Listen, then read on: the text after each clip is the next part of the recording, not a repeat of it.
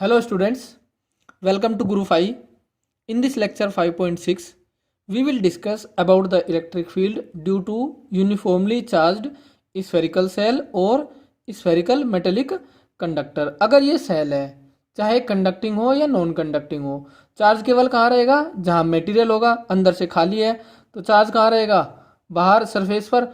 और अगर metallic conductor है तो कंडक्टर की केवल सरफेस पर चार्ज होता है, मटेरियल के अंदर चार्ज नहीं होता। तो दोनों ही केस सेम है। सो चार्ज सरफेस पर है, सपोज चार्ज कितना है सरफेस पर? Q। और जो ये स्फेयर है इसकी रेडियस कितनी? Suppose capital R। अब हमें इलेक्ट्रिक फील्ड निकालना है तो इसके तीन केस हो सकते हैं, एक तो आउटसाइड पॉइंट पर, एक सरफेस और एक इनसाइड पॉइंट। तो एक एक करके लेते हैं। सबसे पहले हम ले लेते हैं at outside point. At outside point, outside point के लिए सपोज मैंने यहाँ एक पॉइंट कंसीडर कर लिया बाहर, सपोज ये है पॉइंट P। सपोज इस पॉइंट की डिस्टेंस कितनी है सेंटर से R। सो अब हमें इलेक्ट्रिक फील्ड P पॉइंट पर कैलकुलेट करने के लिए गॉस लॉ अप्लाई करना है। और गॉस लॉ तभी एप्लीकेबल है जब क्या हो? Surface closed. और सरफेस हमें कैसे लेनी है यहाँ पर? सिमेट्रिकल। सो हम एक सरफेस ड्रॉ करेंगे जो सिमेट्रिकल होगी, तो इस केस में कैसी हो जाएगी वो? स्फेरिकल।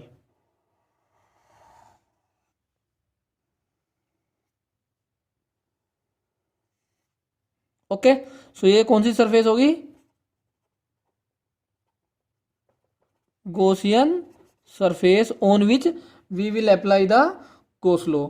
अब इस सरफेस का कोई एक एलिमेंट लेंगे हम, उससे पास करने वाला फ्लक्स कैलकुलेट करेंगे और फिर उसको कर देंगे इंटीग्रेट। सपोज हमने एक एलिमेंट ले लिया यहाँ पर, this is a small element ds whose area vector will be radially outwards. अब जो ये चार्ज्ड स्फीयर है इसकी वजह से इलेक्ट्रिक फील्ड कैसे होगा? Radially outwards.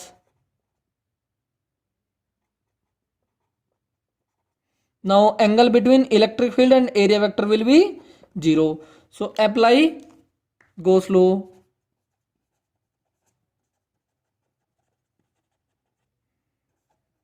E dot ds equal to Q inside upon epsilon naught for closed surface. E और ds में एंगल कितना है? 0। सो कोस 0 इक्वल टू, इस गॉसियन सरफेस के अंदर क्या है? सारा चार्ज जो इस स्फीयर का है वो कितना है? Q upon epsilon not cos 0 1। Electric field हर एक पॉइंट के लिए क्या होगा? सेम, क्योंकि सिमेट्रिकल है, सेम डिस्टेंस है। So E will be outside of the integration sign. So ds equal to Q upon epsilon naught. So this is the total area of the Gaussian surface. Total area of the Gaussian surface is 4 pi small r square, because radius of the Gaussian surface is small r. So E 4 pi r square equal to Q upon epsilon naught. So E comes out to be 1 upon 4 pi epsilon not Q upon R square. So यहाँ से हम ये भी लिख सकते हैं के Q upon R square. सो E किसके प्रोपोर्शनल हो गया? 1 अपॉन R स्क्वायर। सो हम ऐसे कंसिडर कर सकते हैं जैसे सारा चार्ज कहाँ पर रखा हो? सेंटर पर। अगर मैं सारा चार्ज जो सरफेस पर है उसको सेंटर पर कंसिडर कर लेता हूँ, सो ये पॉइंट चार्ज हो गया। और पॉइंट चार्ज की वजह से इलेक्ट्रिक फील्ड क्या होता है? K Q upon R square. तो सेम आ जाएगा। So whole charge of the sphere can be concentrated at its centre but for outside point. Now we will consider a point on its surface. So second case, at a point on its surface. इसके लिए R equal to क्या हो जाएगा? R जो point की distance है वो radius के इक्वल हो जाएगी। सो यहाँ पे ये रख दो। So E equal to k Q upon capital R square. So ये हो जाएगा सरफेस वाले पॉइंट के लिए।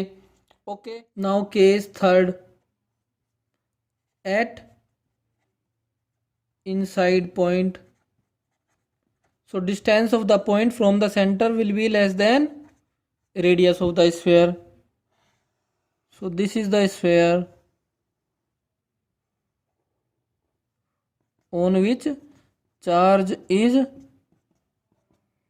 Q, this is the centre. So एक पॉइंट लिया हमने इनसाइड, ये पी पॉइंट, इसकी डिस्टेंस सेंटर से small R. So now we will draw the Gaussian surface.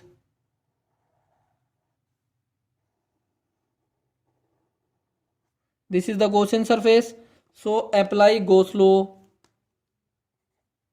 E dot D S equal to Q inside upon epsilon not. Since whole charge is on the outer surface of the sphere, सारा charge जो है वो sphere की outer surface पर है। तो जो ये गॉसियन सरफेस है ब्लू कलर से जो बनाई, इसके अंदर कोई भी चार्ज नहीं है।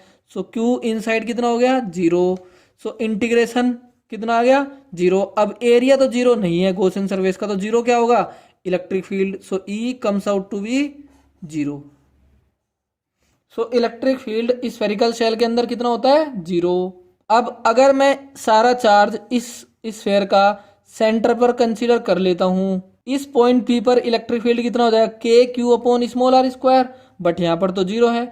सो हम इस स्फेयर का जो टोटल चार्ज है उसको सेंटर पर कंसीडर नहीं कर सकते फॉर इनसाइड पॉइंट। लेकिन अगर मैं आउटसाइड पॉइंट और सरफेस वाला पॉइंट ले लेता हूं तो फिर सेंटर पर कंसीडर कर सकते हैं, क्योंकि फॉर्मूला सेम आएगा।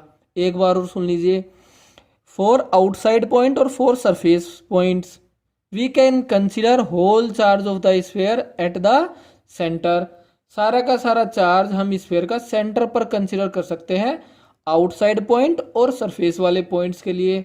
लेकिन जो इनसाइड पॉइंट है उनके लिए सारा चार्ज हम सेंटर पर कंसीडर नहीं कर सकते, क्योंकि अगर कंसीडर कर लिया तो इस पॉइंट पर इलेक्ट्रिक फील्ड हो जाएगा K Q upon R square, but है जीरो। ओके, सो बोर्ड में ऐसे भी पूछा जा सकता है स्फेरिकल सेल का इलेक्ट्रिक फील्ड निकालने की बजाय कि whole charge of a uniformly charged spherical shell can be considered at its centre for outside points and for surface points, but can not be considered for an inside points. Inside point के लिए centre पर consider नहीं कर सकते। तो basically यही proof करना है, कोई नई चीज नहीं है। So the charge on the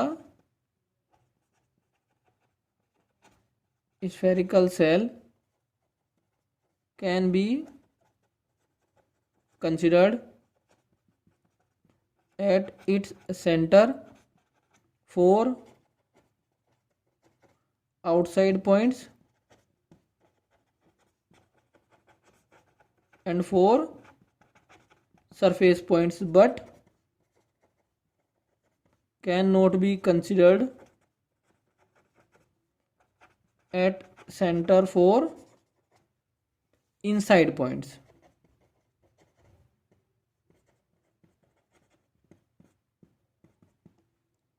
Now we will draw the variation of electric field with respect to the distance from the center. So suppose ये y एक्सिस है और ये x एक्सिस, इसके अलोंग ले लिया हमने इलेक्ट्रिक फील्ड और इसके लॉन्ग ले लिया डिस्टेंस फ्रॉम द सेंटर। ये सेंटर है जहाँ से हम डिस्टेंस मेजर कर रहे हैं। यहाँ पे suppose r equal to r है। Okay, now electric field for outside point, मतलब r ग्रेटर देन r, इससे आगे इलेक्ट्रिक फील्ड कैसे वेरी कर रहा है, E proportional to 1 upon R square, और सेंटर से लेकर सरफेस तक इक्वल E क्या है, जीरो। सो यहाँ से यहाँ तक तो ग्राफ हो जाएगा इसी एक्सिस के अलोंग, क्योंकि जीरो है इलेक्ट्रिक फील्ड, तो ये हो जाएगा ग्राफ। फिर इसके बाद r इक्वल टू आर पर इलेक्ट्रिक फील्ड क्या है, कुछ हो गया कितना, के क्यू अपॉन आर स्क्वायर इस पॉइंट पर सरफेस पर। फिर सरफेस के बाद कैसे वेरी कर रहा है, proportional to 1 upon R square. Graph हो जाएगा E proportional to 1 upon r square. In the next lecture, we will take another example from NCERT, example number 1.13. It is also based on Gauss law.